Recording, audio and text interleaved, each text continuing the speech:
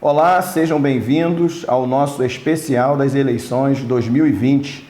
Você está assistindo ao nosso programa aqui na Mais TV, no canal 21 da RCA e também pelas nossas redes sociais.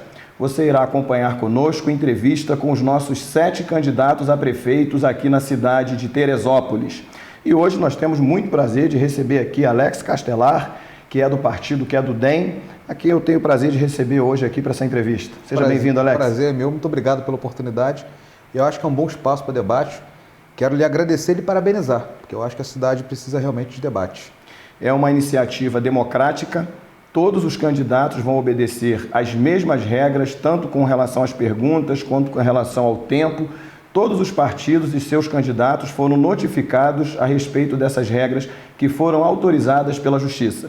Nós iremos, a partir de agora, Alex, fazer algumas perguntas aqui. Como você já sabe, são 6 blocos, dividido em dois temas para cada bloco. E nós vamos começar com 2 temas interessantes e, no que diz respeito a Teresópolis, também palpitantes. Vamos falar sobre saúde. Como você enxerga a saúde da cidade? O que você tem de planejamento com relação à saúde da cidade? Pastor, eu acho que não precisa dizer qual é o problema de Teresópolis. O problema central da cidade, na minha opinião, se divide em 2. Saúde e trabalho e renda. Como a gente agora vai falar de saúde, vamos botar o nosso foco nisso. A cidade tem um sistema de saúde hoje muito desarticulado. Se você ter noção, nós temos a saúde da família, por exemplo, no estado do Rio de Janeiro, que o estado, de modo geral, comparado a outros estados, vai muito mal, mas a média de atendimento da saúde da família no estado do Rio de Janeiro é de 56%. Teresópolis atende apenas 30% na saúde básica da família. Nós temos uma única UPA, 3 hospitais conveniados, as clínicas, o Hospital São José e a Beneficência Portuguesa. No passado tivemos também a Casa de Saúde, que hoje não existe mais, né, aquele prédio que está lá, né, enfim, quase que caindo, né, realmente um estado de deterioração muito grande. E as nossas unidades básicas de saúde são muito poucas para o número da nossa população. Nós temos aproximadamente 140 bairros em Teresópolis e não mais do que 13 unidades básicas de saúde, mas algumas UBSs e um centro de referência e alguns outros equipamentos de saúde, como hemonúcleo. O fato é que a população não tem hoje atendimento básico de saúde, né? O tempo de demora de atendimento é gigantesco nos postos de saúde. Se precisar de exame, as coisas demoram ainda muito mais. E se precisar de uma internação, né, caso seja cometido de uma situação mais grave, você tem a única porta de entrada que é a UPA da cidade e através da UPA realmente passa a ser um dilema a luta pela sobrevivência. Porque os leitos dessa cidade não são de maneira clara, na minha opinião, há uma caixa preta da saúde, porque você não sabe exatamente quantos leitos estão à disposição e você fica o tempo todo sendo pressionado por uma situação muito delicada. No nosso plano de governo, a gente defende a construção de um hospital municipal. A gente acha um absurdo todas as cidades da região serrana ter hospital municipal. Teresópolis não tem um hospital municipal e, obviamente, que a ideia não é você fazer nenhum rompimento com a nossa rede de atendimento, já nessa rede particular de atendimento, como o Hospital das Clínicas ou a Beneficência Portuguesa, porque a gente vai precisar de pelo menos mais 150 leitos no hospital municipal e esses 150 leitos não serão suficientes para atender a população de um modo geral. Então você precisa ter a rede conveniada, mas a partir, né, de uma estratégia central, que é você ter na saúde básica de atendimento à população e na saúde referenciada esse atendimento. E acabar rapidamente com essas filas, né, de exames de saúde, de exames, né, e de espera, para que a população possa de fato ter mais especialidades, que a gente possa ter centros de diagnósticos, que a gente possa ter realmente referência em outras áreas. E então tem áreas, por exemplo, como oncologia em Teresópolis, que é extremamente precária, as pessoas saem daqui para ir para fora da cidade, para ir para o Rio de Janeiro, para ir para Petrópolis, para outra cidade, e isso deveria ser um papel nosso. Perfeito. Como você já foi orientado, né, e foi notificado também, ainda te resta aí 2 minutos e 50 e alguns segundos. Se você esgotou a tua resposta com relação à saúde, a gente pode passar para o outro bloco. Não, posso falar mais, porque eu estou tentando ser mais objetivo possível. Você tem 6 minutos para cada pergunta. Então vamos lá. O que eu acho, né, e qual é o nosso plano de governo? A gente passou aproximadamente 1 ano trabalhando no nosso plano de governo. Trouxemos reitores como o reitor da Universidade Federal Rural do Estado do Rio de Janeiro, professor Ricardo Berbara, professora Márcia Plete, que é uma educadora, algumas referências da cidade, né, o doutor Humberto, é um médico aqui da cidade, o doutor Humberto Vilhena, nos ajudou muito na construção do nosso plano. Conversamos com enfermeiros, conversamos com associações de moradores, conversamos, enfim, com a sociedade, desde da academia até os profissionais da área de saúde e também a população. É como o senhor falou aqui, como eu disse aqui nesse diagnóstico. O diagnóstico da cidade é que a saúde é um caos. A situação é muito precária. Agora, com o Covid, isso se agravou enormemente. Eu acho que faltou uma estratégia concreta em relação a isso. A gente não tem uma referência realmente positiva. Nós somos a cidade da região serrana com o maior número de contaminados. Então, o que me parece que todas as atitudes que foram tomadas pelo atual gestor da prefeitura foram atitudes que, no final, deram, na minha opinião, em pontos errados, porque você contaminou o dobro de pessoas que você contaminou em Friburgo. Quer dizer, o dobro não, na verdade, você contaminou mais do que Friburgo e Petrópolis juntos, na região serrana. E, no entanto, a gente não teve uma retaguarda de saúde, apesar que a propaganda oficial fala que o hospital está aí, que tem leito, a gente sabe que isso não é verdade. Nesse exato momento, se alguém passar mal, né, e depender do atendimento em relação à Covid, por exemplo, vai ter dificuldade de ser atendido. Já teve momentos aí, em alguns dias atrás, que a gente soube, por exemplo, que nos hospitais ou na própria UPA, a dificuldade de ter anestesia. A farmácia básica de saúde não atende. Esse é, inclusive, um programa que a gente quer criar, que é o programa Remédio em Casa, porque pessoas que hoje são acometidas, por exemplo, com diabetes, ou com pressão alta, ou com doenças recorrentes ou crônicas, precisam de medicamentos contínuos. E isso não está acontecendo. Então, a população de aposentados, que já ganha muito mal, muitos aposentados hoje, na fila dos bancos, pegando empréstimo consignado, muitas vezes, alguns idosos são pessoas que têm ali, né, seus netos, seus filhos, e acabam ajudando, porque a remuneração que vem acaba ajudando na família. A gente fala de mãe de família, mas hoje tem as avós de famílias, né, que tomam conta de netos, de filhas às vezes solteiras. Então elas precisam de medicamento. Então a situação é muito dramática. E eu acho que falta uma sensibilidade, né, por parte do atual gestor, nesse sentido, de entender que a população precisa de fato da saúde básica. E na minha opinião também, o outro adversário que se apresenta, né, em que pese ter o currículo de médico, na minha opinião, durante muitos anos aí foi deputado federal, deputado estadual, a mulher dele foi prefeita da cidade e a gente não viu nada de concreto em relação à saúde e ele agora se apresenta como salvador da pátria. E eu discordo diametralmente desses dois opositores. Bom, assim, acho que da mesma forma como você fez, uma leitura também da questão da educação na cidade e também o que você pensa aí, quais são os seus planos para a educação da nossa cidade. Bom, vamos lá. A educação na cidade, do ponto de vista primário, é uma educação um pouco melhor que a média do Estado. Aí, ao contrário da saúde, a educação primária, nos anos iniciais, ela é um pouco melhor. E ela começa a sofrer dificuldades quando a gente fala do segundo segmento, que vai do 6º ao 9º ano. E se a gente falar do ensino médio também, em que pese vão dizer assim, bom, o ensino médio não é a função do município. Não é a função do ponto de vista constitucional, mas do ponto de vista da liderança política é.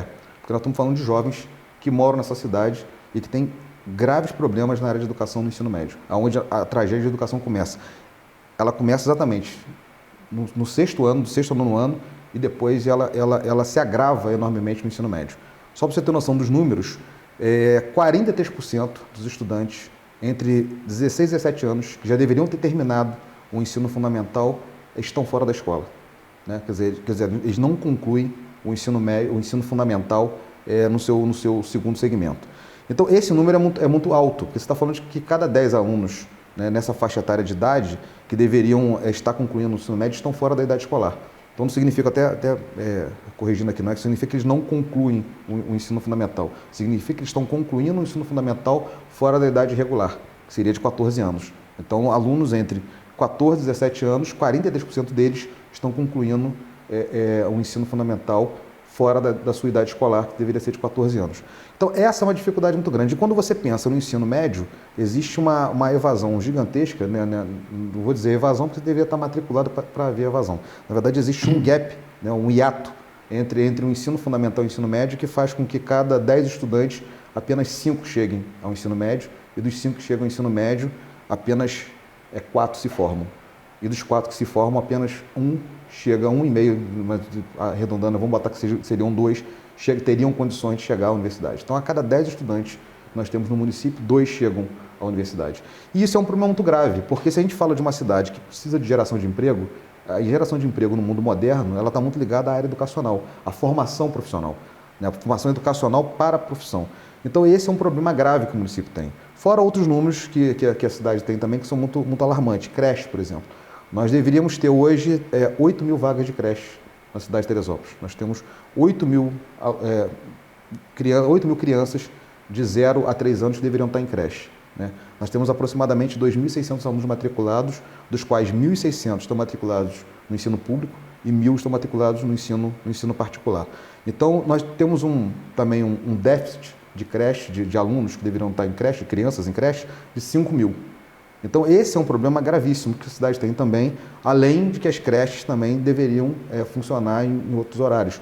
É uma outra proposta do nosso plano de governo, que a gente tem a creche funcionando até as 7 horas da noite, porque uma mãe que trabalha, que precisa deixar o filho numa creche, não pode pegar o filho às 16 horas, que é o que geralmente as creches em Teresópolis, no ensino público, apresentam, né, para essas mães. Então, esse é um problema que nós precisamos resolver também, porque se a gente não atuar diretamente nessa questão, a gente vai ter realmente problemas muito graves, principalmente em relação às famílias e às mães que precisam trabalhar, né? E outro setor que é muito importante é a questão da agricultura, porque o jovem do campo, ele, além de ser penalizado, né, por todo o distanciamento e a falta de estrutura pública que o campo tem, ele é 2 vezes mais penalizado, porque se os índices que eu disse para o senhor aqui, né, são alarmantes do ponto de vista de jovens de 14 a 17 anos, né, que 40% deles não terminam o ensino fundamental na sua idade regular, nós estamos falando também que esse número no interior é de 70%.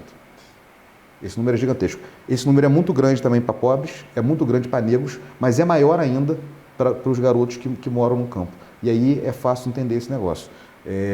O interior inteiro só existe uma única escola de ensino médio, que é o José Francisco Lippe, que funciona no bairro de Venda Nova.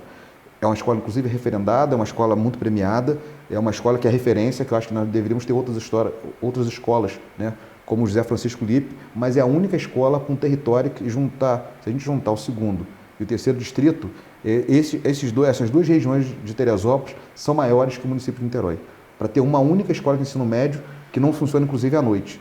Então, mas o ensino médio não deveria ser função do Estado? Sim, mas um líder político tem que ter capacidade de se articular ao secretário de Educação do Estado, ao governador do Estado e chamar para si essa responsabilidade. Então, eu quero dizer que no nosso governo nós vamos criar uma subsecretaria de Educação que vai fazer a integração desde o aluno, antes mesmo de entrar na escola, na pré-escola, na educação infantil, no ensino fundamental e também no ensino médio e no ensino superior, porque cada aluno que termina o ensino médio, que entra no ensino, na pré-escola e chega à universidade, é também responsabilidade do prefeito e do secretário ou da secretária de Educação que ocupar o posto, porque esse é um tema extremamente relevante. E também diria ao senhor que nós precisamos fazer uma revolução na educação, trazendo tecnologia.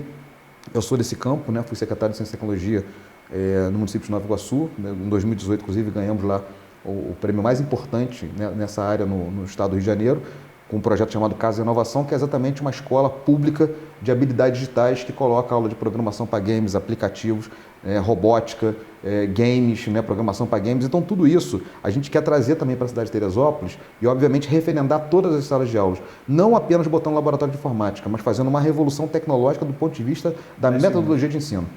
Então, esses são um pouco do que eu penso aí sobre educação, bem resumidamente. Nós vamos para o intervalo para voltar para o segundo bloco, mas fique conosco, não deixe de assistir. Eu entendo que a melhor maneira de você votar é você se conscientizando e tendo conhecimento. Então fique aí, já nós voltamos para o segundo bloco.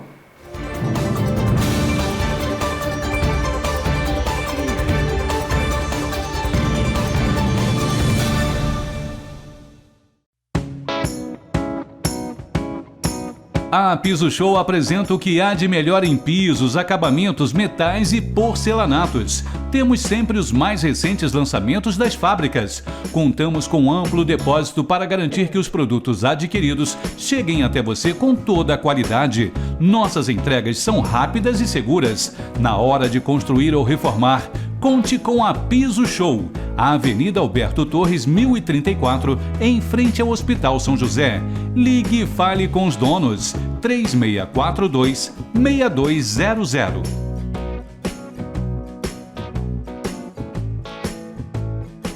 Conheça o Instituto Beneficente Trabalhando por Vidas da Igreja Batista Monte Hermon. Ligue para 2741-2710 e saiba mais sobre os nossos atendimentos gratuitos. Instituto Beneficente Trabalhando por Vidas. Rua Luiz Nogueira Júnior, número 100, no bairro de São Pedro, no Templo Antigo da Igreja Batista Monte Hermon.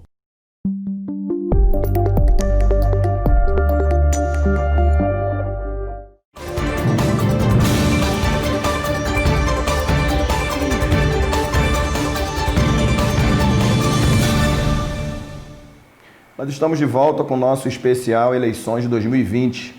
A Rede Mais TV, assim como tudo que nós realizamos aqui no nosso canal 21, sempre tem a intenção de trazer até você um esclarecimento, informações para que você possa, construir a sua própria ideia, o seu conceito e até decidir por você mesmo. Durante todos os outros programas que nós realizamos aqui na TV, assim como Café com Resenha ou Fatos em Foco, nós sempre orientamos os nossos telespectadores a terem atenção aos fatos e ao conhecimento. Esse especial que nós estamos realizando aqui das eleições de 2020, que são eleições importantíssimas. A nossa Câmara agora passará a ter 19 vereadores. Nós teremos eleição agora de um prefeito que, se Deus quiser, irá cumprir todo o seu mandato. Então é importante que você preste bastante atenção em tudo que você está ouvindo e depois também que você compartilhe com outras pessoas, converse, mas uma conversa produtiva, como nós estamos realizando aqui hoje. Estamos no segundo bloco, Alex, eu tenho aqui duas questões para tratar com você e vamos à primeira questão desse segundo bloco, que é segurança pública. Qual a leitura que você faz da cidade e o que você propõe para a segurança pública da nossa cidade? Sendo que Teresópolis é tida como uma das cidades mais seguras do estado do Rio de Janeiro e do Brasil. Pastor, quando ganhamos, né, e como secretário municipal de Ciência e Tecnologia, o prêmio de Cidade Inovadora, eu tive a oportunidade de conhecer Los Angeles. Né? Certo. O prêmio significava viajar ao Vale do Silício, conhecer o Vale do Silício e depois também Los Angeles. Aí eu lembro lá, sentado com o prefeito de Los Angeles, a pergunta assim, qual o maior gasto que Los Angeles tem hoje no orçamento público? Aí todo mundo gritou, educação, saúde, não, segurança pública. Se a gente pensar na cidade do Rio de Janeiro, né, um dos maiores custos que tem, além de educação e saúde, o estado do Rio de Janeiro gasta muito dinheiro com segurança pública. A cidade do Rio de Janeiro tem um orçamento grande para essa área, que pese não ser função do município, a questão da segurança pública, mas vem se tornando uma questão municipal, né, porque muitos prefeitos assumiram essa bandeira. Hoje existe um programa no Rio chamado Segurança Presente, que é um programa muito bem sucedido, né, que foi copiado um pouco da ideia de Nova York, que é aquela ideia de tolerância zero, de que uma vidraça quebrada, né, uma vez não corrigida, ela pode se tornar um problema grave de segurança pública. Em Nova York reduziu muito seus índices de violência com essa atitude de um prefeito que realmente foi um vanguardista no mundo em relação a esse debate. Como eu disse aqui, Teresópolis, ao contrário de outras regiões do Rio de Janeiro, de outras cidades, inclusive cidades turísticas, sem citar aqui, por exemplo, Cabo Frio ou Angra dos Reis, que são cidades turísticas como Teresópolis, são cidades que nos últimos tempos a violência explodiu. Né? As UPPs que foram colocadas no Rio de Janeiro acabou levando, né, a migração da violência para a Baixada cresceu muito a violência, e também a região dos Lagos e também a Costa Verde. Teresópolis, graças a Deus, não passou por esse problema ainda. E quero parabenizar, inclusive, a todos os comandantes que estiveram aqui, em especial o comandante Marco Aurélio, que acaba de assumir agora no governo do Estado a função de secretário da área penitenciária. Então, que nós entrevistamos no Café com Resenha. Pois é, então é importante dizer que Teresópolis não tem só notícias ruins, tem pessoas que passam por aqui também e que estiveram aqui, que são pessoas muito bacanas. Ele, inclusive, era um que vivia pleiteando, aí, tentou até ensaiou uma candidatura a prefeito, né? Acho que teria sido um grande nome, inclusive, para a cidade. Mas, enfim, boa sorte ao coronel e quero, né, dizer aqui que a cidade se orgulha muito dele e que ele fez um trabalho muito bacana aqui, que esse trabalho é mantido pelo atual comandante e por aqueles que também estão lá como seus, né, assessores. Mas eu acho que a gente tem que se atentar a esse tema. Por quê? Porque a gente tem que ter uma visão holística do processo. Teresópolis não é uma cidade isolada do mundo. Né? Teresópolis, a gente às vezes vive na cidade de Teresópolis e acredita que Teresópolis está isolado do Rio de Janeiro, que as coisas só acontecem aqui ou que lá não chegam aqui. A gente percebe que na juventude a violência cresce absurdamente. A gente já começa a andar nessas comunidades agora, como Quinta Lebrão, Fonte Santa, alguns lugares, por exemplo, Perpétuo, Rosário. Já tem alguns lugares, pastor, que você já é alertado que determinada hora, e se você estiver em determinada situação, para que você não entre. Então, por exemplo, a gente que vive essa cidade aqui, que sempre viveu essa cidade aqui na maior paz do mundo, de andar 2, 3 horas da manhã, 4 horas da manhã, telefone na mão, sem nenhum tipo de problema como esse, já começa a ser um ponto a ser observado. Se a gente, e eu converso muito com alguns comandantes aqui, né, com alguns policiais, e eles falam muito sobre essa questão das drogas, por exemplo. Né? O índice de jovens usuários de drogas hoje cresce muito na cidade e também cresce muito no interior.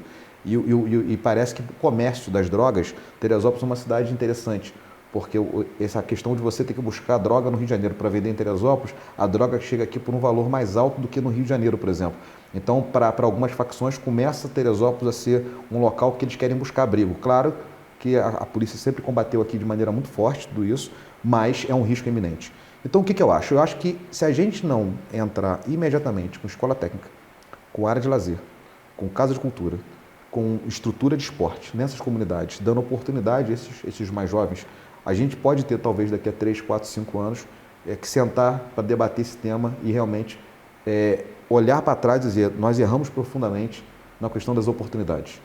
Outra questão, Teresópolis, agora na pandemia, inclusive, trouxe para cá muitas pessoas. A história de Teresópolis é trazer para cá o veranista, que depois acaba virando morador. Muita gente na pandemia veio para cá, alugou casa e acaba ficando, o custo de vida no Rio é muito alto, Teresópolis tem uma qualidade de vida muito melhor. E isso também, obviamente, faz com que a cidade aumente a sua população, isso, obviamente, faz com que outras pessoas venham para essa cidade e é natural que o crescimento populacional pode trazer também, né, se não for ordenado, junto com ele, o desenvolvimento da violência. Então, é importante que a gente se atente a isso. No nosso programa, no nosso governo, a gente vai ter um programa muito focado nesse tema, mas ligado às oportunidades, porque eu acredito que a violência, uma vez atacada com oportunidade, ela muda. E quero dizer ao senhor também que as igrejas cumprem um papel fundamental nesse jogo e que nós vamos trabalhar. Eu sou totalmente favorável à separação de igreja e Estado. Sim. Totalmente favorável. Mas eu quero trabalhar com as igrejas que cumprem um trabalho importante social e muitas vezes um trabalho que a própria Secretaria de Educação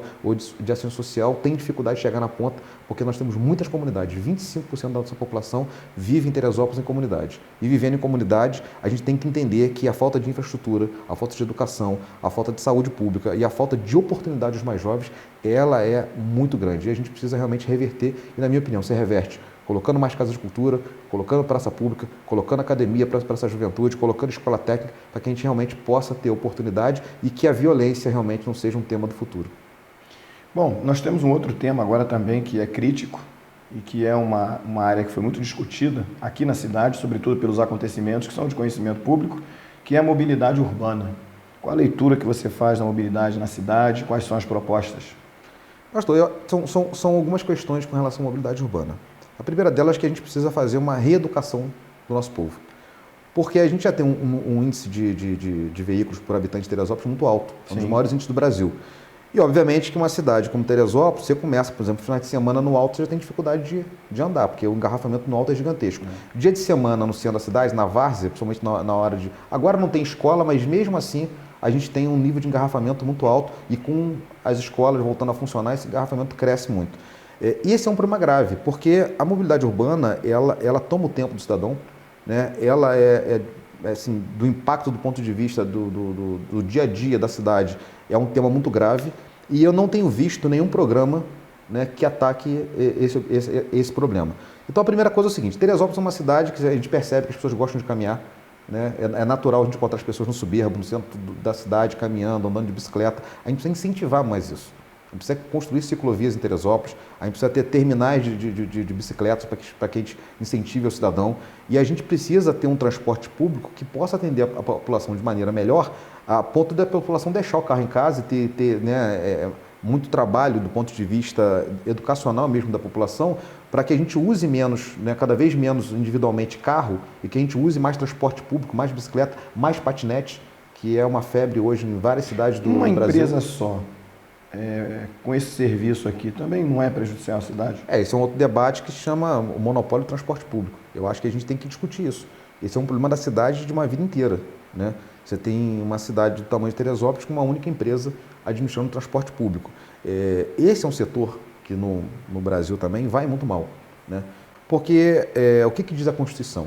A função de Estado do transporte público. Transporte, educação, saúde são funções de Estado. Em alguns momentos, né, há concessão para a exploração pública. Na sua, acho que 99,9% dos municípios do Brasil, né, o transporte é uma concessão que acaba sendo explorado pela área privada.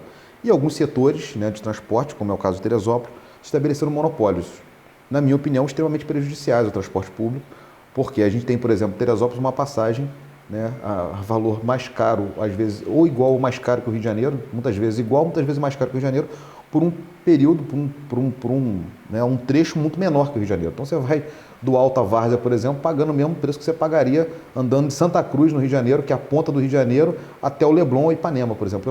É o mesmo preço de passagem. E a gente sabe que, obviamente, que isso, na minha opinião, do ponto de vista, não é justo. Agora, a gente tem que ter responsabilidade, né? Um gestor público não pode simplesmente sair chutando número, sair dizendo que vai reduzir o preço da passagem sem saber exatamente o custo e o impacto que isso tem sobre a população. O que é certo é que não é justo a população pagar um preço da passagem como paga hoje em Teresópolis. Por outro lado, eu já vi um dos nossos adversários falar, por exemplo, que vai diminuir o preço da passagem para R$ 3,50, se não me engano, R$ 3,40. E eu quero dizer que há um risco aí, que é importante, até se eu puder ir na pergunta, desculpa, eu lhe induzi porque eu acho que não é tão ético fazer isso, mas eu já vou aproveitar aqui para o eleitor poder fazer isso. É o seguinte, vamos só perguntar uma coisa. A diminuição do preço da passagem, né, e eu acho que é importante que o nosso adversário diga isso, não será condicionada à subvenção do dinheiro público. Porque muitos prefeitos fazem isso. Diminui o preço da passagem, mas pega dinheiro do caixa da prefeitura, vai lá e subvenciona o transporte público. O bilhete único no Rio de Janeiro é feito dessa forma. Então, eu sou contrário a isso. Eu acho que o preço da passagem é alto, a gente tem que sim trabalhar para ter um valor menor da passagem, mas jamais subvencionado pelos cofres públicos, porque senão você vai estar tirando dinheiro da educação, dinheiro da saúde para subvencionar o transporte. Então, isso também não é correto. O que a gente tem que fazer é chegar a um valor justo, né? A gente não é contra o empresário, a gente não é contra que o empresário, né, progrida no Brasil, mas a gente também não é favorável que uma cidade como Teresópolis fique na mão de meia dúzia de empresários que têm a cidade para si, que controlam a cidade como acham que bem entendem e que fazem dessa cidade o que bem entendem. Então, assim, é importante que a gente saiba o seguinte, a pessoa que mora no interior, por exemplo, a dificuldade dela de mobilidade urbana é gigantesca. Tem bairros que só tem ônibus de manhã, ônibus à tarde e ônibus à noite, quando tem. Porque alguns lugares, como por exemplo o Brejinho, se chover, o ônibus não entra. Então, você tem um senhor de 60, 70 anos de idade tendo que soltar num ponto de ônibus, subir 2, 3 quilômetros com bolsa de compra debaixo de chuva. Um dia como hoje, por exemplo, chuvoso, as pessoas têm dificuldade de chegar em casa. Como disse aqui, um rapaz e uma garota do interior que queiram estudar, fazer ensino médio, não tem praticamente escola de ensino médio no interior. Eles terão que vir para a cidade. E o transporte para voltar é 10 horas da noite. Então, você imagina trabalhar na agricultura o dia inteiro, pegar um ônibus lá, chegar e depois não ter ônibus para voltar para casa. Então, isso faz com que aqueles alunos, por exemplo, evadam da escola. Então, esse problema é sério. Eu vejo muitos restaurantes que às vezes fecham às 11 horas da noite, porque depois de 11 horas da noite não tem mais transporte público em Teresópolis. Então, essas situações todas nós temos que parar para analisar, porque não é só a questão do direito de ir e vir, de pagar uma passagem. É uma estratégia de desenvolvimento econômico para a cidade que não pode estar em função de uma única empresa que pensa dessa forma. Então, essa é uma prerrogativa do prefeito. Uma prerrogativa do Poder Executivo. Inclusive, não é nem prerrogativa da Câmara de Vereadores, que eu fico vendo prefeitos às vezes, não, o aumento da passagem nós vamos discutir com a Câmara. A Constituição é clara e a lei orgânica também é clara. É prerrogativa do prefeito. Agora, é claro que a gente precisa da Câmara de Vereadores para regulamentar algumas ações relacionadas à mobilidade urbana. Nós iremos para o outro intervalo e voltamos já já com o nosso terceiro bloco, também importantíssimo para você se conscientizar politicamente.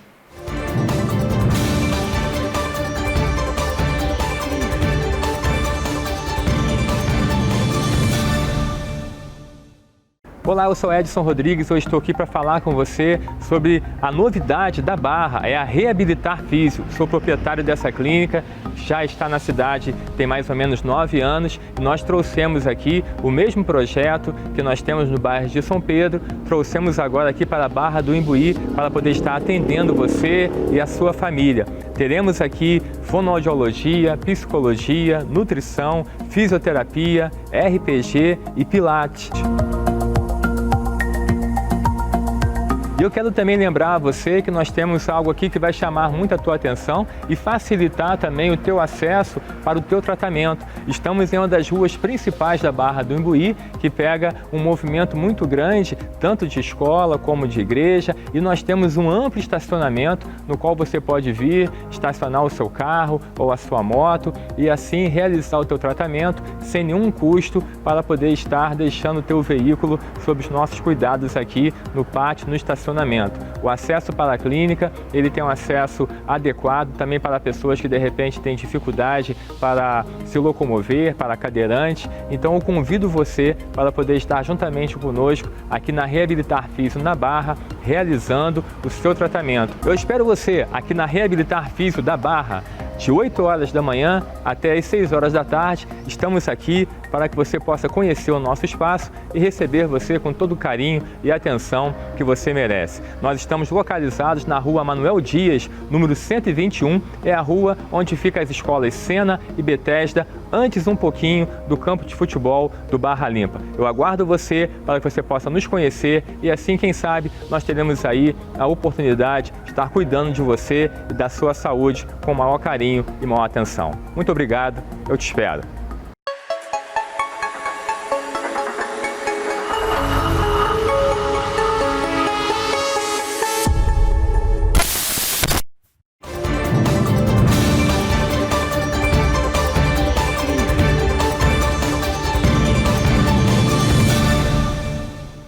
Estamos de volta com o nosso especial sobre eleições de 2020. Como eu disse no bloco anterior, no segundo bloco, estamos no terceiro. É uma eleição muito importante, como todas as outras, mas por algumas mudanças que houve, como com relação ao número de vereadores e também a expectativa de um prefeito que de fato consiga terminar a sua gestão, o seu mandato legitimamente. Vamos para dois temas agora, de novo, Alex, temas importantíssimos. E o primeiro desse bloco é sobre turismo. É uma cidade que é conhecida como uma cidade que tem como ponto forte o turismo. De fato é? Quais são suas propostas? Vamos lá. Eu tive a honra de ter participado como chefe de gabinete na cidade do Rio de Janeiro, na Câmara de Vereadores do Rio de Janeiro, da Comissão de Turismo. Então acompanhei de perto o que foi o pacote turístico do Rio de Janeiro para a Copa do Mundo e para a Olimpíada. E pude entender o que realmente significa o turismo. O turismo é uma das maiores indústrias geradoras de economia no mundo. É uma indústria limpa, né? Se você ter noção, o maior vetor econômico do mundo de recursos financeiros é a agricultura. O segundo é a área de informática e inovação. E o terceiro é o turismo. Então, é importante dizer isso. Nós temos os três maiores vetores econômicos em Teresópolis. Nós somos o maior PIB agrícola do estado do Rio de Janeiro. Nós temos aqui a maior empresa de informática do estado, que é a Alterdata. E nós somos uma cidade turística. Por outro lado, nós somos uma cidade pobre, com falta de oportunidade de empregos, né? O meu carro-chefe nessa campanha é a geração de empregos. Além da saúde, da educação, como eu disse aqui, é a geração de emprego. E nós vamos botar muita energia no turismo. Agora, é importante dizer algumas coisas que a população não sabe. Por exemplo, o Ministério do Turismo faz a categoria de municípios turísticos, que vai de A a D, acho que de A a E.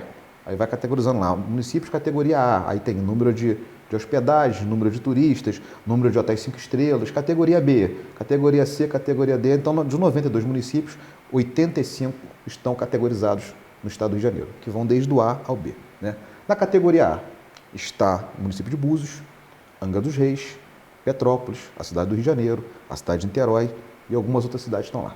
Na categoria B está São João do Meriti, está Teresópolis e outras cidades nessa categoria. Então, Teresópolis está no mesmo nível que São João do Meriti? Na categoria de turismo. A categoria do Ministério do Turismo na mesma categoria que São João do Meriti. Aí você olha para isso e percebe por que isso acontece. Porque, apesar de ser uma cidade turística, uma cidade que tem tudo para realmente explodir como turismo, é uma cidade que deixa a desejar para o turista. Por que motivo? Vamos tentar entender esse negócio. Nós não temos um receptivo em Teresópolis. O turista chega em Teresópolis, por exemplo, como é que ele é recebido em Teresópolis? Nós não temos guias de turistas, nosso terminal turístico não sabe exatamente o que está fazendo ali, é um terminal desarticulado.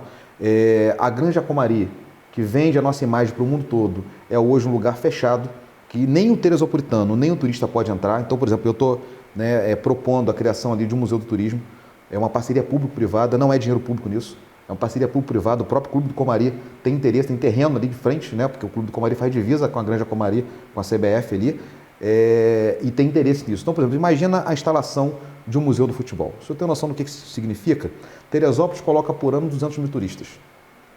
Petrópolis, só o Museu Imperial de Petrópolis coloca 400 mil pessoas. Então, com todo o respeito que eu tenho a Petrópolis, né, com todo o respeito que eu tenho à família imperial e ao Museu Imperial, que eu acho que é um patrimônio importante, né, da nossa cultura brasileira, não tenho dúvida que o Museu do Futebol na Granja Comari vai atrair muito mais pessoas do que o Museu Imperial, por conta que o futebol é o esporte mais popular do mundo. Então, já assim muito rapidamente, um museu na Granja Comari poderia triplicar o nosso número de turistas em Teresópolis. Isso significaria criar mais hotéis, significa criar mais restaurantes, significa dentro desse museu você ter também restaurantes, souvenir, lugares para comprar e trazer turista de categoria internacional. Desses 200 mil turistas que Teresópolis coloca, 5 mil são turistas de categoria internacional. Nós temos aqui o Le Canton, que eu acho que é o grande hotel que vende a cidade, e é até interessante falar sobre isso, porque a cidade é vendida hoje não como Teresópolis, mas como Le Canton. Você vê assim, Recife é vendida como Recife, Pernambuco como Pernambuco, Rio de Janeiro como Rio de Janeiro, e Teresópolis é vendido Le Canton. Quando você fala de Teresópolis, você vende Teresópolis na CVC e em outras empresas aí que vendem Teresópolis. Então, eu tenho a proposta da gente criar aqui uma agência de turismo, a Teletour, para exatamente ser uma agência de fomento, para que a gente possa, por exemplo, ter um projeto como esse, né, do Museu do Futebol. Outra coisa que eu acho importante, a Vista Soberba. Eu não tenho dúvida que se a gente montar um consórcio, e a ideia é fazer, ao exemplo do que foi a área portuária, montar um consórcio com Guapimirim, Teresópolis, Parque Nacional e o Parque Estadual, na verdade o INEA, a gente tem condições de reformular o Soberbo e ter talvez, depois do Cristo Redentor e do Pão de Açúcar, a vista mais visitada do Rio de Janeiro. Isso também é botar muito dinheiro e muito recurso, né?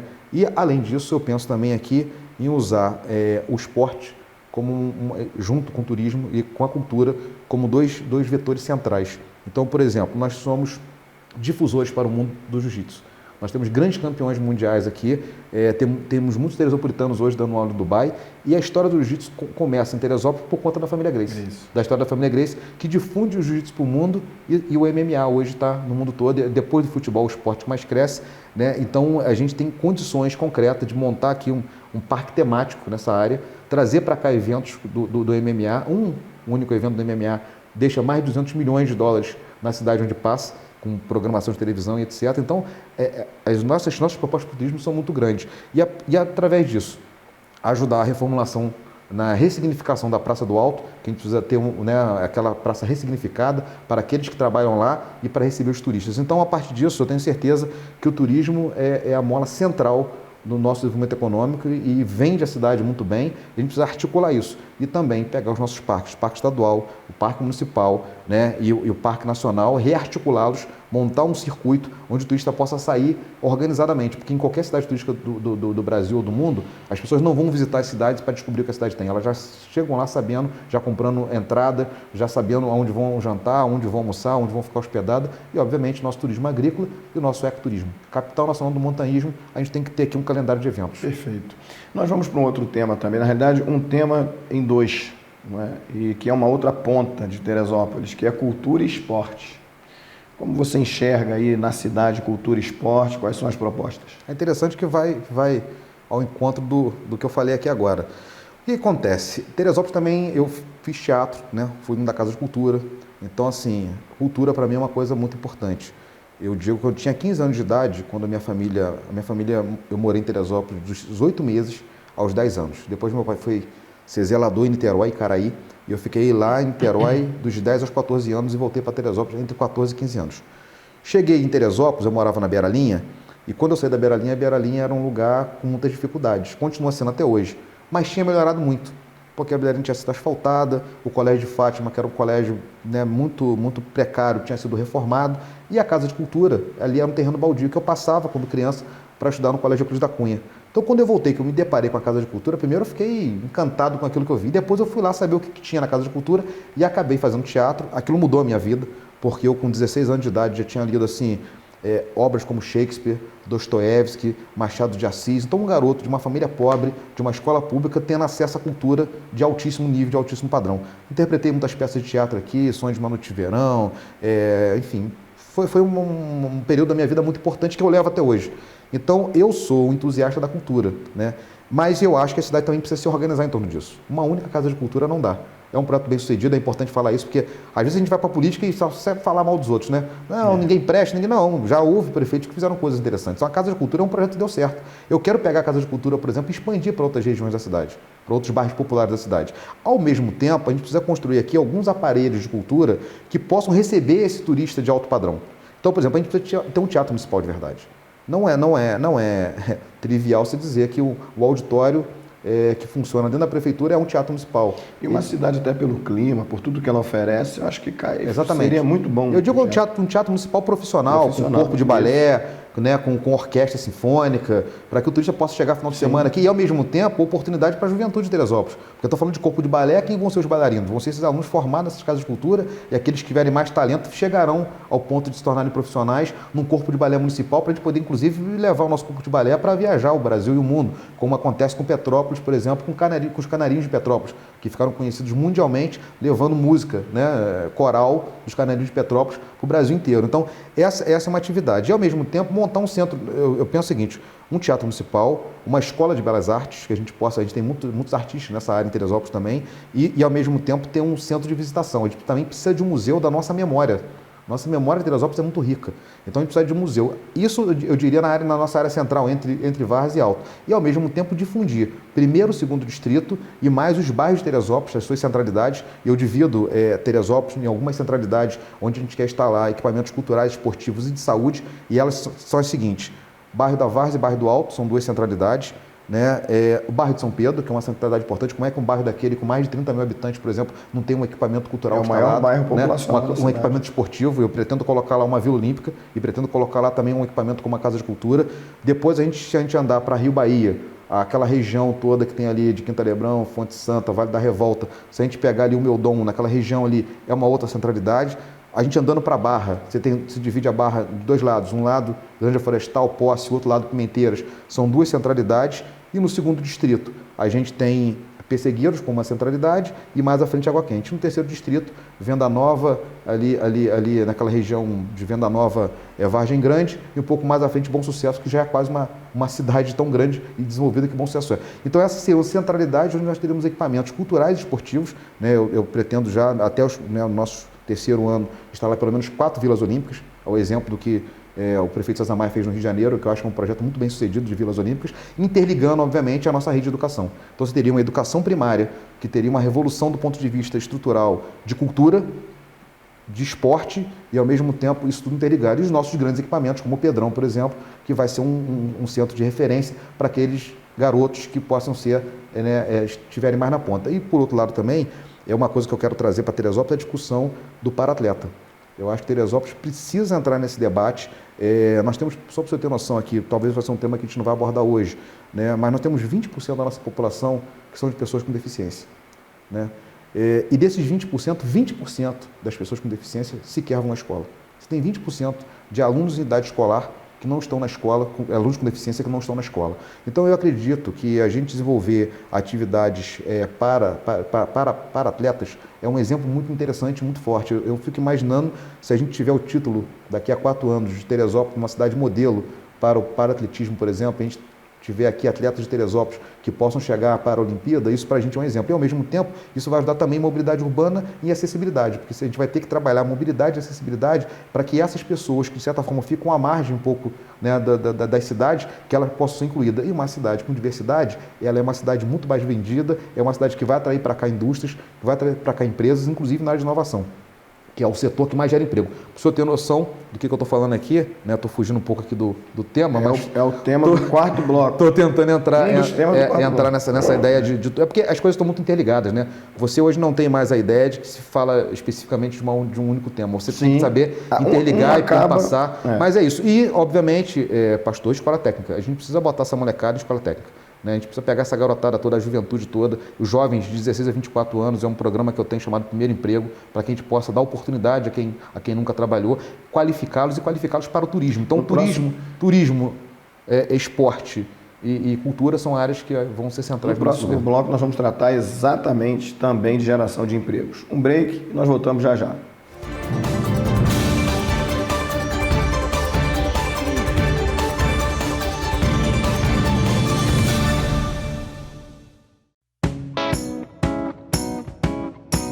A Piso Show apresenta o que há de melhor em pisos, acabamentos, metais e porcelanatos. Temos sempre os mais recentes lançamentos das fábricas. Contamos com amplo depósito para garantir que os produtos adquiridos cheguem até você com toda a qualidade. Nossas entregas são rápidas e seguras. Na hora de construir ou reformar, conte com a Piso Show. A Avenida Alberto Torres, 1034, em frente ao Hospital São José. Ligue e fale com os donos. 3642-6200.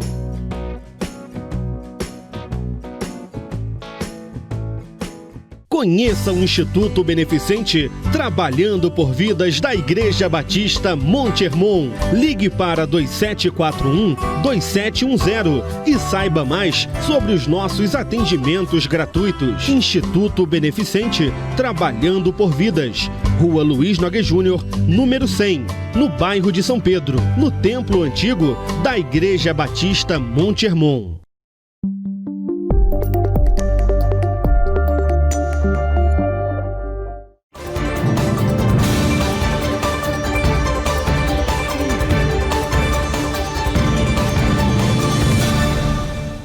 Estamos de volta com o nosso especial sobre eleições de 2020, que é importantíssimo você assistir, pensar, refletir e fazer o seu juízo de valor para votar certo na hora em que você chegar na urna.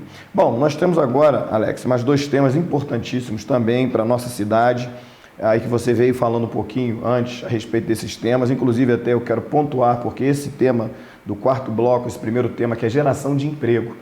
Teresópolis, durante muito tempo, ficou conhecida como uma cidade que não tinha emprego. Eu mesmo, quando cheguei aqui, ouvi isso, que é uma ótima cidade para se viver, segurança, clima, mas se você precisar de um bom emprego, você tem que sair de Teresópolis. É o nosso primeiro tema agora desse 4º bloco. Pastor, eu falei de coisas que a cidade me deu, que foram coisas muito importantes. A educação primária e secundária foram coisas importantes na minha vida, que Teresópolis me deu. Eu estudei no Colégio da Cunha, 1ª e 2ª série, me formei no Campos Sales, na minha época na 8ª série, ensino ainda 1º grau, hoje ensino fundamental, e terminei o ensino médio no Colégio Estadual de Mundo Bittencourt. Na minha época 2º grau, hoje ensino médio. Mas a cidade também me deixou, né, muitas vezes sem muitas oportunidades. E uma delas foi emprego e renda.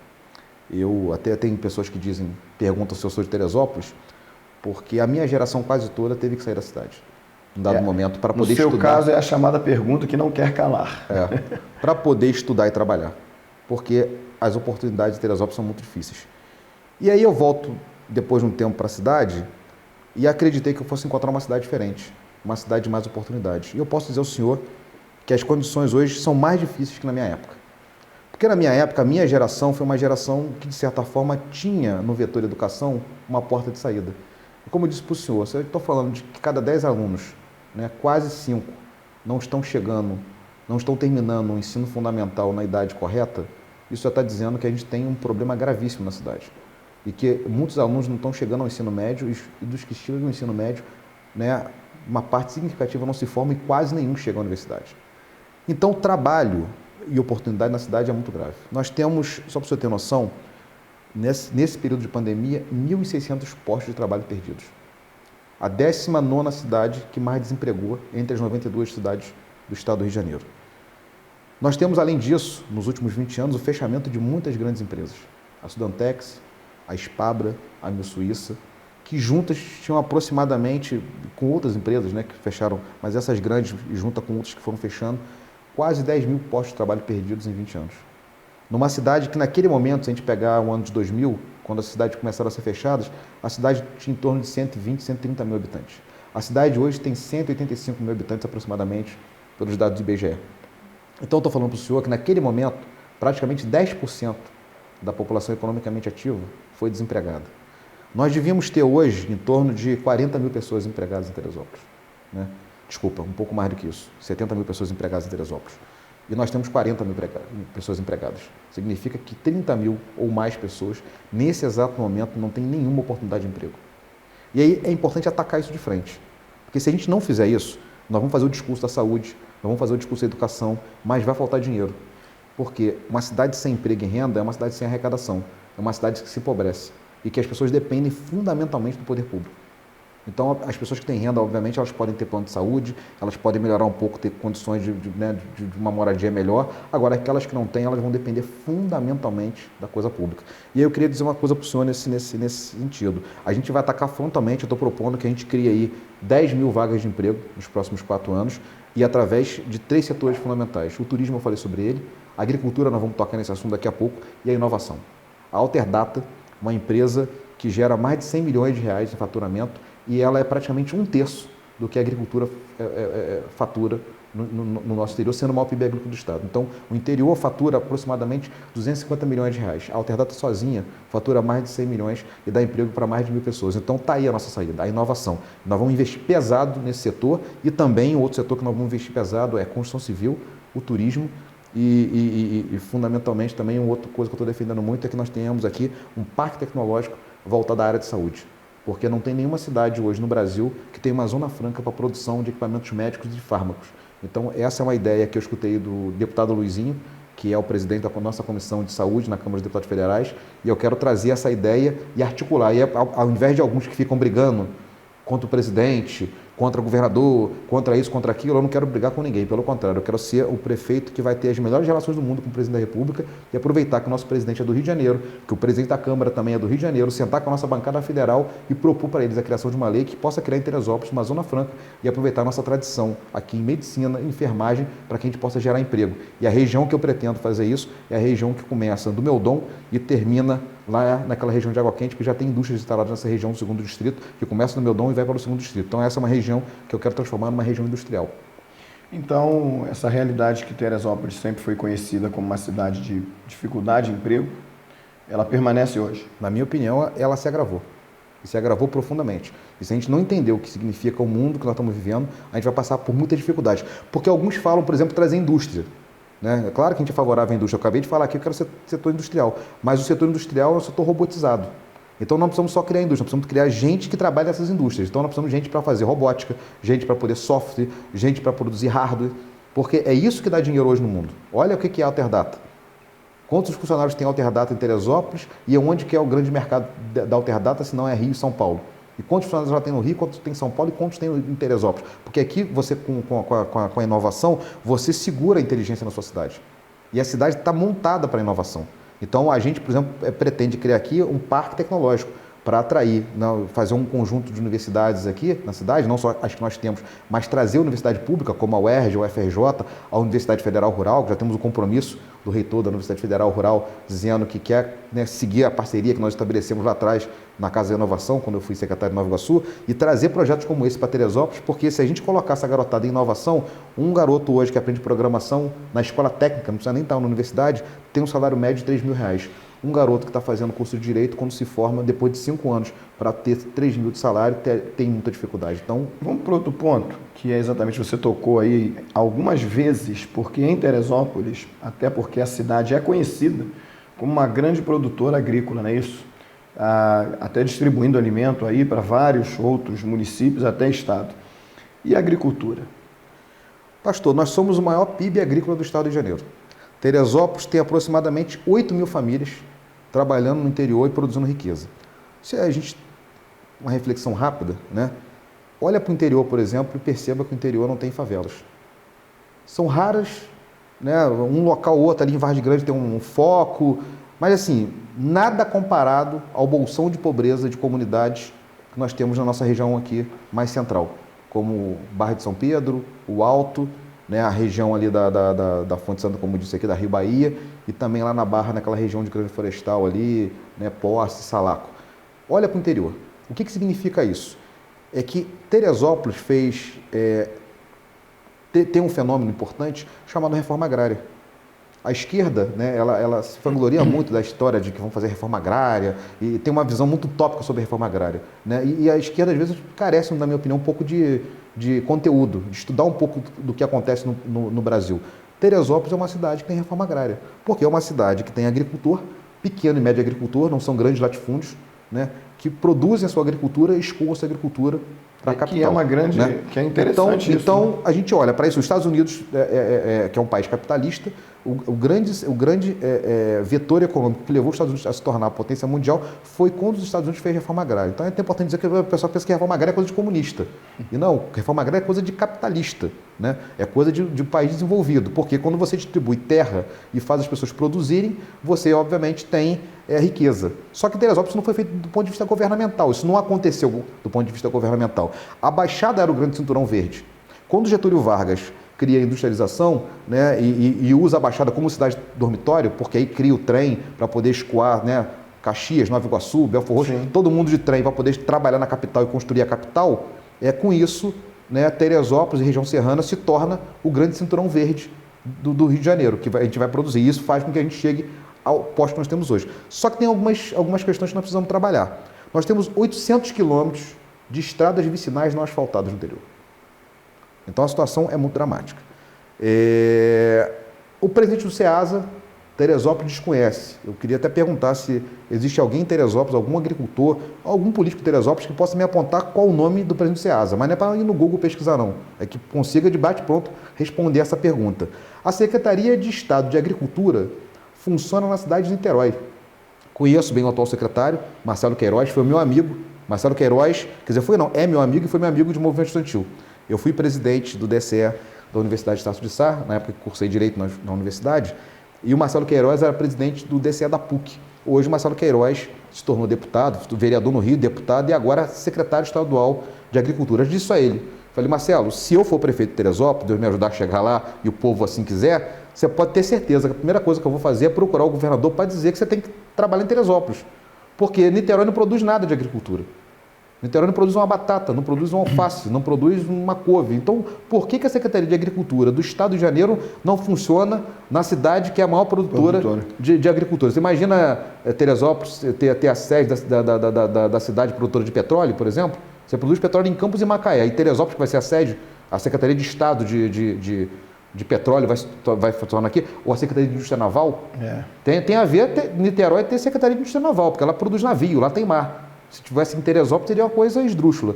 Mas, então por que eu estou falando tudo isso? Porque falta entender o campo, Teresópolis, a agricultura, como um fator de geração de desenvolvimento econômico. Não simplesmente ter uma Secretaria de Agricultura que vai lá emprestar um trator, que de vez em quando vai lá fazer uma obrinha de botar um asfaltinho pequeno ali, não. Desenvolvimento econômico. Nós temos que entender isso como desenvolvimento econômico. O que mais gera dinheiro no mundo é a agricultura. Na pandemia agora, as cidades do Brasil que se sobressaíram foram exatamente as cidades de agricultura, principalmente com a soja. Lá não teve crise. Então, isso está dado. Agora, nós precisamos melhorar as condições do homem do campo.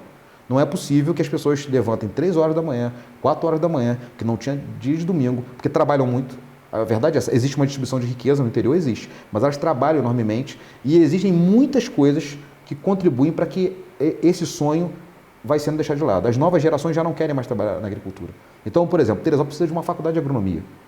Geralmente, o filho do agricultor que vai para uma faculdade ou que chega ao ensino médio, ele não tem muita vocação, muitas vezes, para ir lá para o campo, lá, porque realmente ele quer alguma coisa que seja diferente do que ele aprendeu lá na escola dele. Só que se você produz uma escola voltada para agricultura, para agronomia, para técnicas do campo, para administração do campo, aí você vai botar essa juventude em tecnologia, por exemplo, e ajudar a produzir. Agora, a gente precisa levar para lá também parques como a Embrapa, sentar com o Embrapa, sentar com outros órgãos de pesquisa do governo federal, do governo do estado, a própria Emater, que na minha opinião poderia cumprir um papel muito melhor em Teresópolis do que cumpre, e trazer para cá a Secretaria de Agricultura do Estado e fazer com que a Secretaria de Agricultura de Teresópolis seja uma potência. O secretário de Agricultura de Teresópolis tem que ser tão ou mais importante que o prefeito, porque é ali que está a nossa riqueza. Todo mundo sabe, quando a agricultura vai bem, Teresópolis vai bem. E por outro lado, a gente falou aqui do tema de mobilidade urbana, é fundamental que a gente possa criar um programa de asfaltamento. Não haverá condições, do ponto de vista financeiro, de asfaltar 800 quilômetros, mas o nosso programa, a gente tem, pelo menos em 4 anos, asfaltar 250 quilômetros de estradas vicinais para melhorar essa produção e cuidar também dos recursos hídricos, porque são importantes e fundamentais. Houve a tentativa da privatização da água em Teresópolis. Se isso acontece como estava, hoje o agricultor estava lá com o idômetro cobrando dele e a agricultura, a essa altura do campeonato, tinha sido quebrada. Muito importante, todos os temas debatidos até agora. Nós estamos entrevistando aqui o candidato Alex Castelar, do DEM. Nós vamos para o intervalo e voltamos com o nosso penúltimo bloco, o 5º bloco, já já.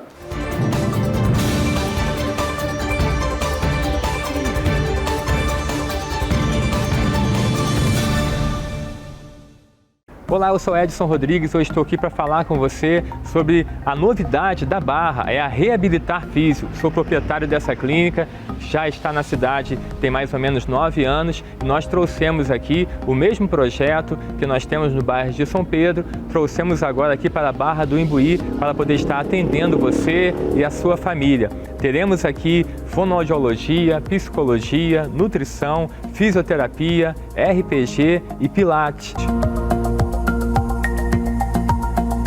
E eu quero também lembrar a você que nós temos algo aqui que vai chamar muito a tua atenção e facilitar também o teu acesso para o teu tratamento. Estamos em uma das ruas principais da Barra do Imbuí, que pega um movimento muito grande, tanto de escola como de igreja, e nós temos um amplo estacionamento no qual você pode vir, estacionar o seu carro ou a sua moto e assim realizar o teu tratamento sem nenhum custo para poder estar deixando o teu veículo sob os nossos cuidados aqui no pátio, no estacionamento.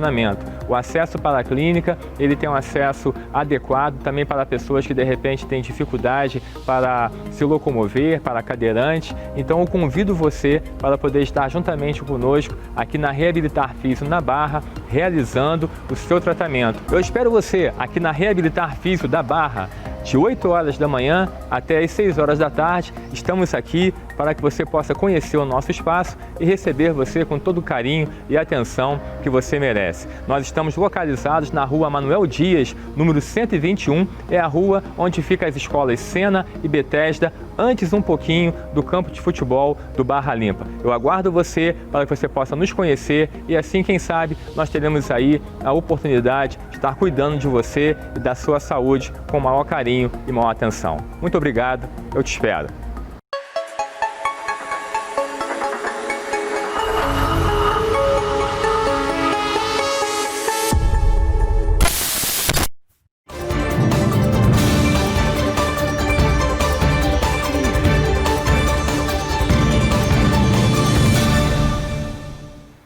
Estamos de volta com o nosso quinto bloco, o penúltimo bloco dessa entrevista que nós consideramos todas que faremos aqui importantíssimas para você construir um voto de fato consciente.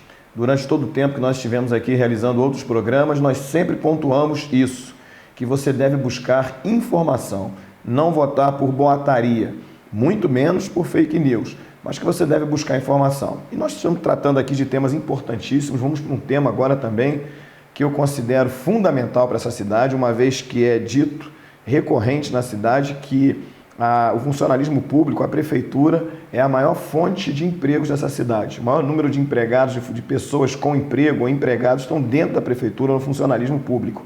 Qual a leitura que você faz disso? Qual o planejamento que você tem para essa área da cidade? Bom, são alguns reflexos, né? Primeiro, que uma cidade que precisa se desenvolver economicamente não pode ter na prefeitura o maior número de empregados. Né? Isso significa que nós estamos... Seria um contrassenso. Não, porque isso é uma característica de uma cidade pobre. O que é uma cidade do interior do Nordeste? É uma cidade que, basicamente, quem gera emprego é a prefeitura. Porque falta indústria, falta comércio, falta... né? Então, Teresópolis não é uma cidade pequena, é uma cidade de porte médio, de 180 mil habitantes. Com o maior número de empregados está na prefeitura, daí a gente já tem que começar a fazer uma reflexão. Né? A cidade precisa desenvolver economicamente. Essa é uma questão a ser pensada. Depois dizer o seguinte, funcionário público não é custo, funcionário público é investimento. Há um discurso, na minha opinião, muito equivocado. Eu quero dizer o seguinte, eu sou do Democratas, né? Sei que tem muita gente que tenta às vezes me comparar, né, a um líder ou outro Democrata. Respeito os meus líderes, né, partidários, mas é um partido muito grande, que tem visões muito antagônicas. Né? Nós temos, por exemplo, 2 ministros no governo do Bolsonaro. Né? Já chegamos a ter 3. O Mandetta foi um ministro do governo Bolsonaro, hoje o Onyx é o ministro do governo Bolsonaro e também a Tereza Cristina, que é a ministra de Agricultura, é do governo Bolsonaro. Então é importante dizer isso, que olha como é que é a nossa ligação. Sim. Uma ministra de Agricultura do governo Bolsonaro é do nosso partido. Então tenha certeza que nós vamos trabalhar com o governo federal, porque eu respeito democraticamente que ele foi eleito. E se ele é o presidente da República, independente do partido dele, eu sou Teresópolis Futebol Clube. Então eu vou defender a cidade de Teresópolis, independente de bandeira partidária, independente de lado. E eu quero dizer aqui que o nosso partido é eclético. Mas tem líderes partidários, né, que defendem a reforma administrativa, que eu não sou de todo contra. Eu acho que a gente precisa fazer realmente uma reforma administrativa, o setor público precisa ser um pouco mais produtivo, é verdade, mas colocar no funcionário público a culpa do Brasil, na minha opinião, é um erro. Porque o funcionário público, na sua média, não é composto de juízes que ganham salários altíssimos, ou de promotores, ou de pessoas que estão em Brasília ganhando salário de 50, 100, 200, 600 mil reais de salário. O funcionário público, na sua média, é composto de professores, de professoras, de médicos, de guardas municipais, de policiais. E são pessoas que, na média da sociedade, têm um salário muito menor do que a função que eles exercem. Não é justo no Brasil o professor ter o salário que tem. Não é justo o médico no Brasil trabalhar no setor público e ganhar o que ganha, e não é justo o policial ganhar o que ganha. Então é um erro a gente achar que funcionário público é custo, funcionário público é investimento. Então, dizendo isso, eu quero falar o seguinte: eu tive no sindicato, assinei a carta integralmente das propostas do sindicato com relação ao seu plano de cargos e salários, porque eu fico pensando o seguinte: um prefeito manda para a Câmara a votação, a Câmara vota o plano de cargos e salário e depois não é cumprido. Nós tivemos aí prefeitos que deixaram 2, 3, 4 meses o salário do servidor atrasado. Eu quero fazer aqui uma defesa. Eu não sou na cidade só porque eu sou adversário, porque eu quero ganhar a eleição, não. Parabéns ao prefeito atual.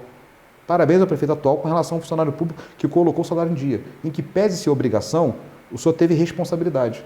Eu quero dizer que eu vou ter a mesma responsabilidade que o senhor, mas eu quero ir além. Eu não quero só botar o salário em dia, não. Eu quero corrigir os déficits que existem com relação ao funcionário.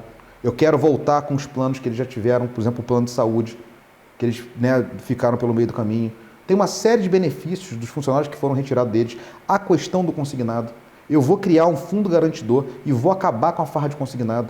Banco no meu governo não vai fazer o que está fazendo, a agiotagem com o funcionário público, porque vai lá principalmente no aposentado, no desespero total, ele pega o empréstimo no banco e depois 90% do salário dele fica na mão do banco. Então o governo não pode deixar as coisas acontecerem dessa maneira. O prefeito fez um decreto agora de renegociação do consignado. Na verdade, jogou de novo no colo do funcionário público.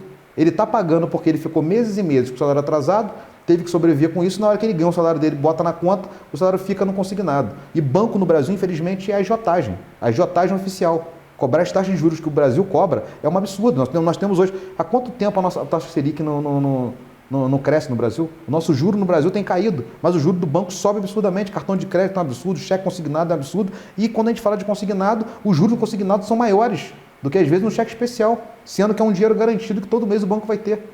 Então, e eu vou acabar com isso. A gente vai criar um fundo garantidor, vamos renegociar. Eu não vou fazer isso dando calote, não vou fazer isso rompimento, não é aqui discurso de revolucionário que não vai pagar o banco, não é nada disso, não. Eu só quero moralizar essa situação para que o funcionário realmente tenha salário e que ele possa viver do salário dele.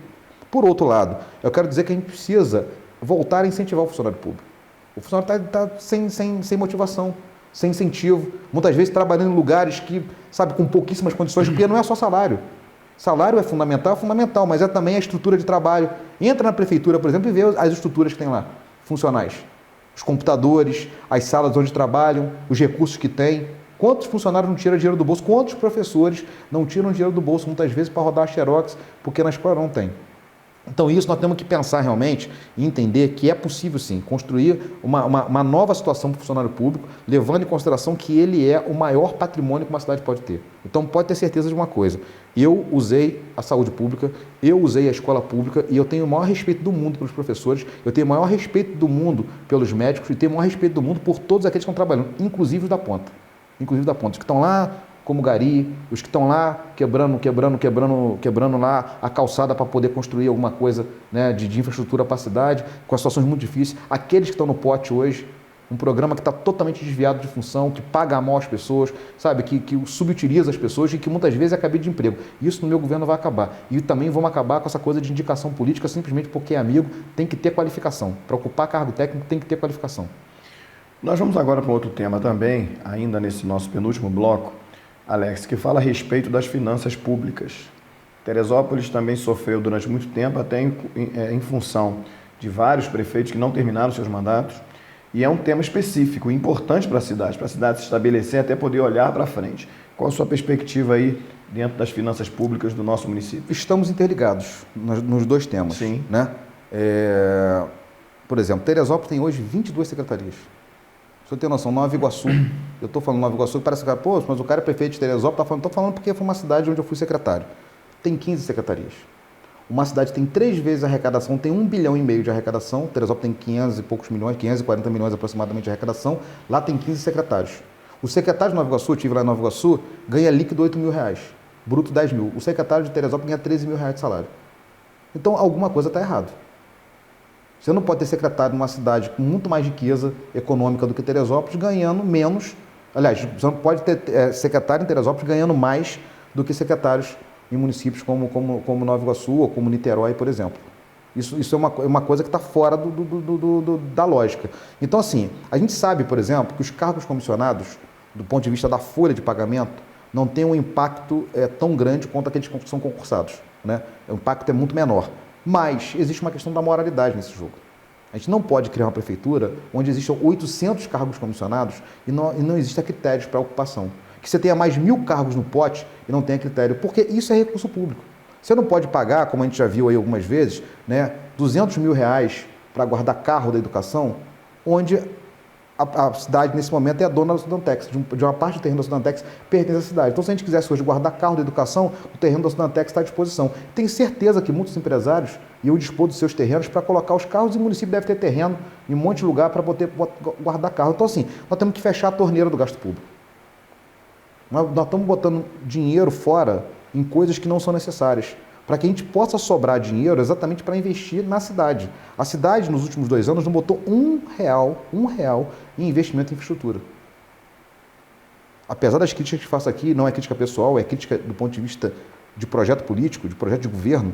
Quero dizer o seguinte, o prefeito também foi correto quando ele consegue reduzir lá, né, a taxa do gasto público em relação ao funcionário, para que a gente não incida sobre a lei de responsabilidade fiscal. Nós estamos hoje, se eu não me engano, em torno de 54% e o nosso teto, o máximo que a gente pode chegar é 60%. Quando você chega a 58%, você já começa a entrar numa chama de área de risco, para não chegar a 60%. Isso acontece, você tem implicações seríssimas. Então nós estamos em 54%, e foi uma decisão acertada do governo, do atual governo. Ele reduziu, conseguiu equilibrar do ponto de vista do pagamento, só que nós precisamos fazer a cidade crescer economicamente. Porque se a gente fizer a cidade, por exemplo, produzir nos próximos 3 ou 4 anos mais 25% de crescimento econômico, a gente consegue fazer com que a gente tenha recurso para melhorar o funcionário e ter dinheiro para investimento. Porque a cidade praticamente não sobra 1 centavo para investimento. E é por isso que a gente olha as ruas esburacadas, é por isso que a gente olha a manutenção precária, é por isso que a gente vai na Praça do Alto, a gente tem a sensação que a Praça do Alto vai muito mal, é por isso que a gente anda na Quinta Lebrão, não tem uma praça pública, é por isso que a gente anda na Fonte Santa, a gente não encontra lá um equipamento de cultura. É por isso que a gente anda lá no bairro de São Pedro, olha para aquele tiro de guerra largado e percebe, pô, como é que isso aqui não virou uma Vila Olímpica? E a outra coisa que os prefeitos de Teresópolis não souberam fazer é trazer dinheiro de fora. Nós temos aí 48 deputados federais. Cada deputado federal tem de emenda parlamentar 16 milhões. O que Teresópolis consegue articular? Tem praticamente 2 deputados, e aí vou elogiar um deputado aqui, inclusive, que não me apoia, que é o deputado Hugo Leal. Esse vem colocando algum recurso em Teresópolis para ajudar a cidade com as emendas parlamentares. O outro é o deputado Rodrigo Maia. Fora eles dois, praticamente não existe alguma coisa. Aí, de vez em quando, pontualmente, agora o deputado Sócio colocou também na saúde, no Covid, coisa e tal, pontualmente. Mas falta articulação. Eu fui secretário de Ciência, Tecnologia e Inovação e levei para Nova Iguaçu mais de 6 milhões de reais em investimento em Ciência, Tecnologia e Inovação com dinheiro de fora. O prefeito colocou lá 250 milhões de reais para fazer asfalto, coisa que falta de administração pública municipal, entender um pouco mais sobre gestão e saber que o recurso está em Brasília. Então falta uma secretaria especializada, eu vou criar uma secretaria, como eu fui secretário de Assuntos Estratégicos, especializada em trazer dinheiro de fora. Porque a gente Alex, precisa botar que tem a ver também com a questão da articulação política, essencialmente. Reflete diretamente a falta de articulação política do prefeito de Teresópolis, dos prefeitos de Teresópolis. Não estou falando só desse não, dos que passaram também. Que às vezes as pessoas são muito bacanas, já andam para lá, andam para cá, tira foto com o governador, tira foto com o presidente da República, mas não sabe fazer articulação política, não sabe trazer dinheiro para a cidade. Tem que tentar entender isso. E também alertar, né, inclusive a Câmara de Vereadores, aqueles que de vez em quando têm os seus deputados federais, dizer, se o camarada vem a Teresópolis fazer voto, é importante que a cidade saiba quanto que ele está botando de orçamento na cidade, porque isso não acontece. Então a cidade arrecada mal, a cidade, por exemplo, do ponto de vista de IPTU, a gente pode crescer muito mais ainda, nós precisamos fazer a regularização fundiária da cidade. A cidade quase toda não tem regularização fundiária. Essas comunidades todas, por exemplo, você não tem escritura de terreno, alguns lugares são invasões, você precisa regulamentar esse negócio, o próprio interior em alguns setores. Por quê? Porque a gente pode ter arrecadação. E as pessoas podem ter patrimônio, inclusive. Porque todo cidadão que está morando hoje no bairro de São Pedro, por exemplo, ele quer ter o direito lá da sua propriedade registrada no cartório e que ele possa, amanhã, se precisar de um empréstimo na Caixa Econômica, pegar. Isso significa que ele vai melhorar a sua renda, vai melhorar o seu patrimônio e vai voltar dinheiro para o município. Vai gerar recurso para o município em função do tributo que ele vai ter que pagar. Exatamente. Então é isso, nós precisamos aumentar o caixa, que eu estou falando aqui. O nosso caixa da prefeitura é de aproximadamente 540 milhões de reais. 370 milhões de reais dessa arrecadação vem de recursos de transferência. Fundeb, o dinheiro da saúde. Então, o que Teresópolis produz, particularmente, é em torno de 100 e poucos milhões de reais, que é muito pouco para a estrutura que a cidade tem. Só a educação fica com aproximadamente 160 milhões. A saúde com mais 170 milhões. Quando você vai olhando o orçamento, você percebe que o orçamento é muito curto. para a necessidade que a cidade tem. Então a cidade precisa crescer economicamente, geração de emprego, trazer indústria e trazer dinheiro de fora. Ter capacidade de escrever projeto, inclusive de pegar empréstimos. A Caixa Econômica tem empréstimo hoje para você poder aumentar, né, o seu investimento em infraestrutura. Dessa forma, aumentar o caixa da prefeitura. Perfeito. E também saber negociar a nossa questão da Previdência, que é uma questão séria. Nós vamos para o nosso último bloco. Vamos dar um intervalo e já nós voltaremos para o último bloco, que também é muito importante quando o candidato vai tecer aqui seus comentários e falar a respeito do seu plano de governo. Voltamos já.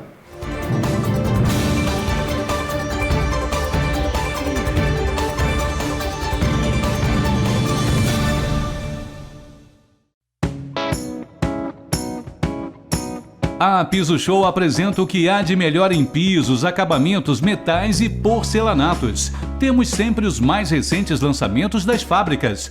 Contamos com amplo depósito para garantir que os produtos adquiridos cheguem até você com toda a qualidade. Nossas entregas são rápidas e seguras. Na hora de construir ou reformar, conte com a Piso Show. A Avenida Alberto Torres, 1034, em frente ao Hospital São José. Ligue e fale com os donos. 3642-6200.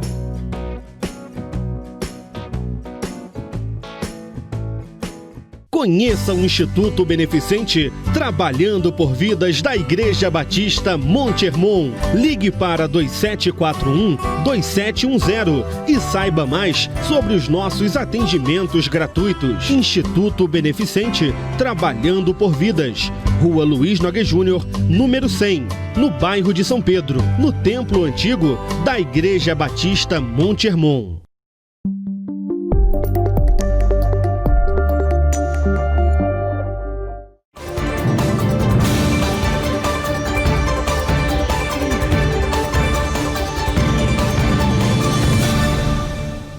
Estamos de volta com o nosso último bloco aqui no nosso especial Eleições de 2020.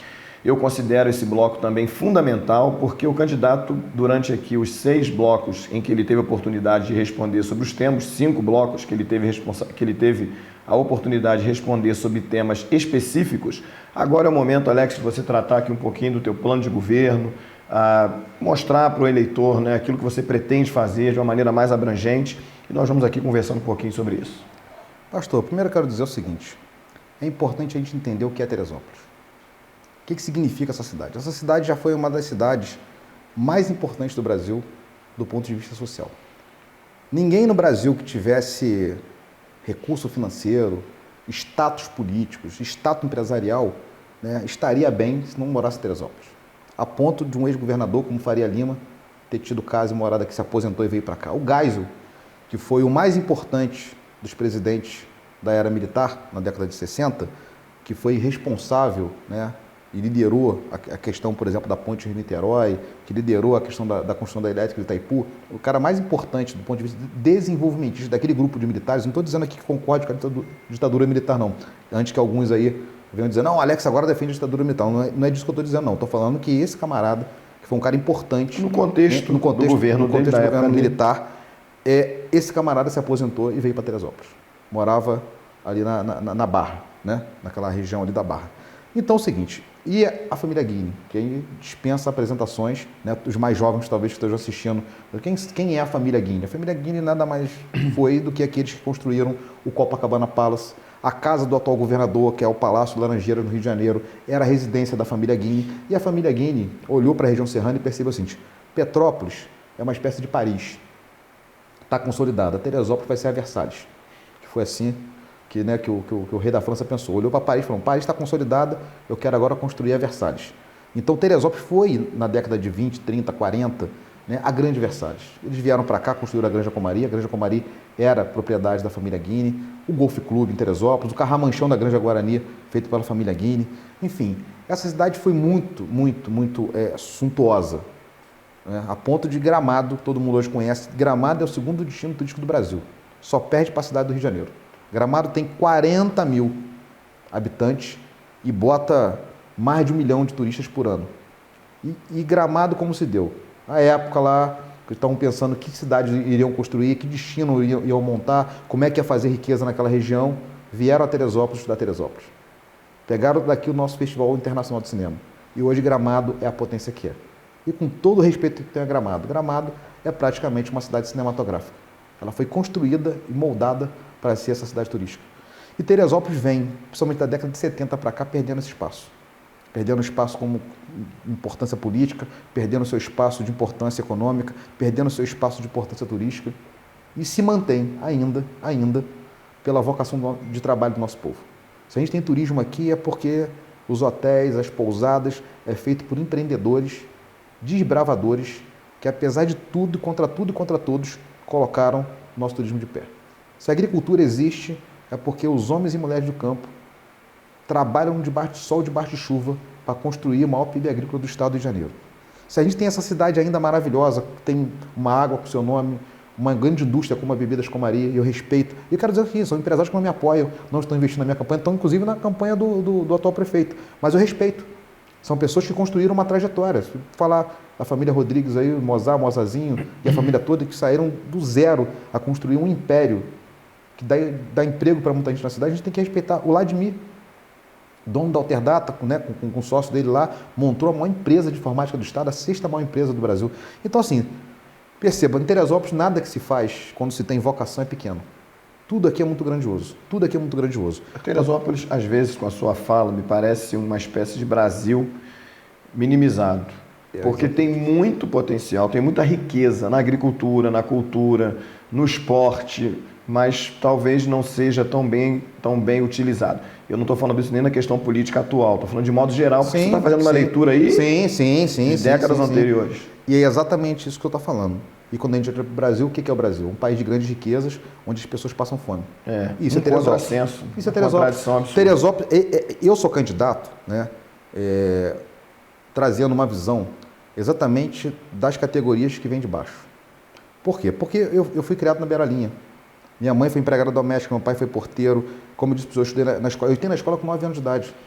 Porque minha mãe trabalhava de caseiro e onde a gente trabalhava não tinha escola próxima. Então eu só cheguei na escola, me alfabetizei aos 9 anos de idade. De 8,5 para 9 anos.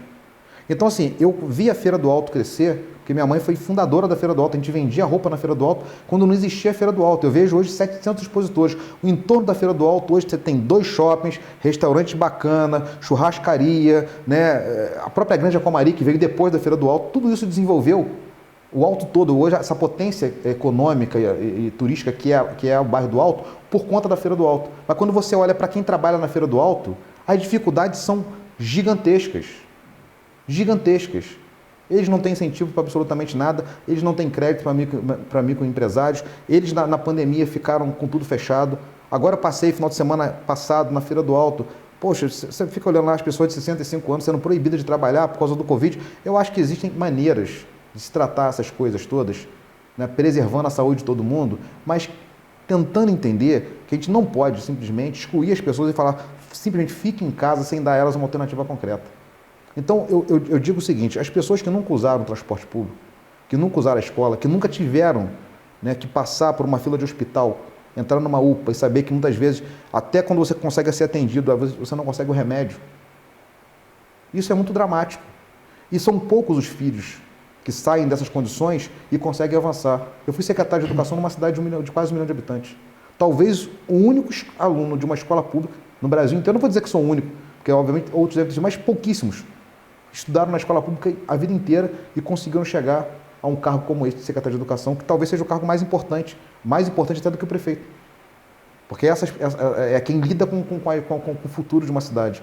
Então, eu acho o seguinte, a gente tem tudo para ser uma grande potência. Deus deu a gente uma cidade de mão beijada. A nossa imagem positiva, ela é extraordinária. Eu trabalhei no Rio de Janeiro, eu trabalhei em Brasília, eu tive a oportunidade de viajar para a Europa, para os Estados Unidos, viajar pela América Latina, e aonde eu cheguei e falava que era de Teresópolis, sempre tinha alguém que sabia da nossa cidade. E sempre com a melhor referência. Ainda dizia assim, pô, você é de Teresópolis, você deve ter dinheiro. Você é de Teresópolis, você é bacana, você mora numa cidade muito bacana, porque é essa a imagem que é vendida. Então, quando você tem uma imagem positiva da cidade, nós temos que pegar essa imagem positiva e fazer exatamente o que o Brasil precisa fazer. Acabar ou diminuir, eu não vou dizer que vai acabar, que seria muito utópico falar isso, mas diminuir essa distância que existe entre ricos e pobres. A cidade não pode ser só a cidade de quem tem dinheiro para morar na Granja Comari. 25% da população mora em comunidades em Teresópolis, sem saneamento básico, sem infraestrutura, e essa população precisa ser inserida. Eu fico vendo, quando eu olho as festas de Teresópolis, você tem 2 tipos de festa, uma no bairro do Alto, para quem pode consumir, né, bacana, e outra no centro, para quem só pode pagar R$1 numa cerveja e entrar num negócio daquele. Então, assim, até isso a gente quando começa... E eu não estou aqui falando mal não, porque o camarada que produz lá, o Ázaro, que produziu, é um camarada empreendedor da cidade, também não está comigo hoje, vida que segue, a política é assim, ele tem um lado dele, e eu não sou contra ele de forma nenhuma, acho que ele é um empreendedor, um jovem da cidade, um cara bacana, um cara super bem intencionado, mas às vezes a gente vai meio que se contaminando, entende? Às vezes falta um pouco porque isso não está nele como empresário, está no poder público poder entender que a cidade será melhor quando ela for melhor para todos. Nós temos que entender esse negócio, integrar essa grande cidade e fazer com que esta cidade maravilhosa possa realmente ser uma cidade que dê voz àqueles que mais precisam. Porque o governo é de todo mundo. Se eu for prefeito, eu vou governar para o empresário, eu vou discutir com o setor agrícola, eu vou discutir com todo mundo, mas entre todos, os que mais precisam.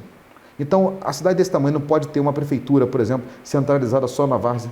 Nós precisamos de subprefeituras. E já quero dizer aqui, colocar subprefeitura não é criar cargos e mais cargos e mais cargos e botar lá cabide político e pegar vereador para indicar parente, não é nada disso.